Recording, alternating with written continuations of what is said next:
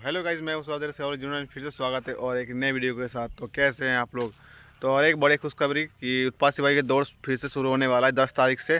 इसका अपडेट आ गया है और इसका वीडियो भी आ गया, आपको दिखाऊंगा थोड़ी देर में। और जो भी प्रैक्टिस कर रहे थे प्रैक्टिस करते रहिए। 10 तारीख से शुरू होगा, 10 तारीख। और पर डे 3000 लड़के को दौड़ाया जाएगा, ठीक है। 3000 10 तारीख को, 11 तारीख को, और फिर 3000 12 13 को। तो आप लोग पूरा वीडियो देखिए लास्ट तक। चलिए दिखाते हैं आपको। को मालूम है उत्पाद विभाग के सिपाहियों की नियुक्ति प्रक्रिया और शारीरिक दक्षता परीक्षण जो है वो 22 अगस्त से प्रारंभ हुई थी। उसमें दिनांक 2 सितंबर तक 7 केंद्रों पर ये बहाली हो रही थी। उसमें 12 अभ्यर्थियों की दुखद मृत्यु के पश्चात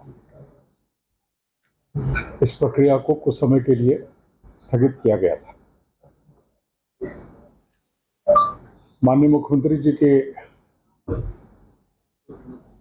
के द्वारा इसकी समीक्षा की गई और इसको हम लोग अब आगे बढ़ाने की दिशा में आगे बढ़ेंगे। मैं आपको ये बताना चाहता हूं कि यह निर्णय लिया गया है कि अभी तक इसमें करीब 5,13,000 अभ्यर्थियों के द्वारा आवेदन भरा गया था और तकरीबन 4 लाख अभ्यर्थियों की दौड़ की प्रक्रिया इसमें समाप्त हो चुकी है। उस 4 लाख अभ्यर्थियों की दौड़ की प्रक्रिया में एक्चुअल जो अटेंडेंस हुआ है, जिन लोगों ने एक्चुअल दौड़ में जिन लोगों ने हिस्सा लिया है, वो तकरीबन 1,87,704 हैं। तो ये 4 लाख तक के करीब रोल नंबर तक की दौड़ हुई है। और रोल नंबर नहीं, मतलब 4 लाख संख्या में दौड़ हुई, रोल नंबर तो आगे पीछे हो सकता है, जिसमें 1,87,704 लोगों ने दौड़ में हिस्सा लिया है।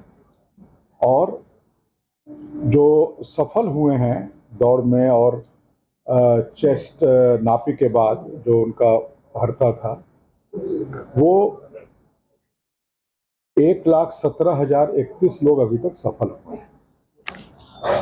अभी तकरीबन 1,13,14,000 की दौड़ अभी और बची हुई है।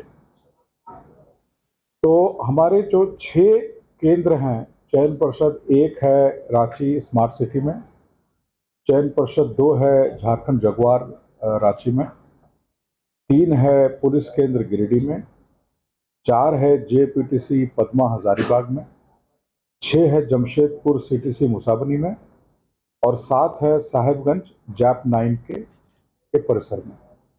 तो इन सब जगहों पर अब हम लोग जो 2 दिन का हमारा बचा हुआ था, 3 और 4 का, ये हम लोग 10 तारीख से प्रारंभ करेंगे। इसी महीने के पहले हम लोग प्रतिदिन 6,000 लोगों को बुला रहे थे। अब यह निर्णय हुआ है कि प्रतिदिन 3,000 लोगों को हम लोग सभी केंद्रों पर आमंत्रित करेंगे। तो जिनकी दौड़ 3 तारीख को थी, 3 सितंबर को थी, वे अब 10 और 11 को, पहला 3,000 10 तारीख को, अगला 3,000 11 तारीख को दौड़ेंगे। जिनकी दौड़ 4 तारीख को थी अंतिम दिन, वे अब 12 और 13 को दौड़ेंगे। तो ये 6 केंद्रों की बहाली जो है ये 13 तारीख को हम लोग समाप्त कर चुके हैं। उसके बाद हमारा बचेगा पलामू का चियाकी केंद्र।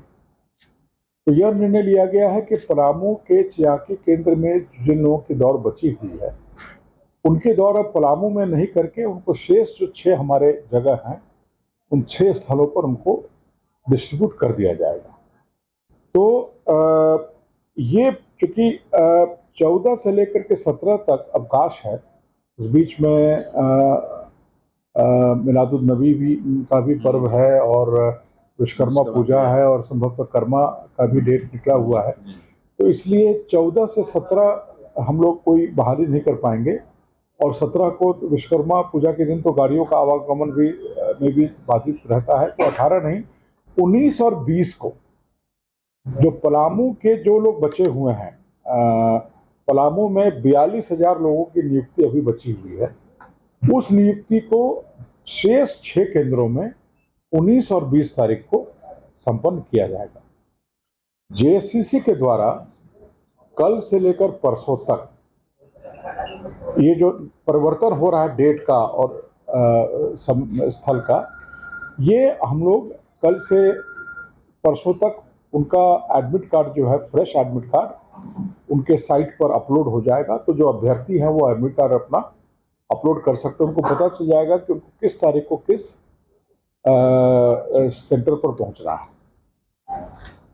इसमें 2-3 चीज़ और मैं बताना चाहूँगा कि हम लोगों का ये प्रयास होगा कि 8, सवा 8 के बाद हम लोग दौड़ नहीं करें। मतलब हम लोग 7, साढ़े 7 तक सारे जो अभ्यर्थी उस दिन, जिनको 10 तारीख को दौड़ना है, जिनको 11 को, जिस तिथि को जिनको दौड़ना है, हम लोग की अपेक्षा रहेगी और हम लोग इस बात को प्रेस ब्रीफिंग में भी दे रहे हैं और नोटिस में भी सभी जगह देंगे कि वो लोग अभ्यर्थी 7, साढ़े 7 तक अपने केंद्र में निश्चित 7 बजे तक पहुंच जाएं। 6 बजे मैंने इनफैक्ट 7 के पहले पहुंच जाएं, ताकि उनका पंजीकरण करते हुए उनकी दौड़ की स्थिति हम लोग उस दिन बना लें। तो ताकि हम लोग 9, सवा 9 के बाद हम लोग दौड़ नहीं कराएं। ये एक सरकार का है कि थोड़ा मौसम जब तक कूल रहता है तब तक हम लोग दौड़ करा रहे हैं। दूसरा, ये जो जिन अभ्यर्थियों की मृत्यु हुई है, तो उसमें कुछ लोग का तो सडन डेथ हुआ है, दौड़ते समय गिरे हैं, फिर अस्पताल तक पहुंचते पहुंचते उनकी मृत्यु हो गई है। कुछ लोगों की अस्पताल में ट्रीटमेंट में हुई है। तो अभी तक चूँकि इनका यूडी केस दर्ज हुआ है, इनका पोस्टमार्टम हुआ है, पोस्टमार्टम के बाद इनका बाकी का जो परीक्षण है वो एफएसएल और मेडिकल टीम के द्वारा किया जा रहा है। तो फाइनल रिजल्ट आने में थोड़ा समय लगेगा, लेकिन अनुमान ये है कि इसमें से काफ़ी लोगों की मृत्यु जो हुई है वो हार्ट अटैक से, हृदय गति रुकने की वजह से हुई है।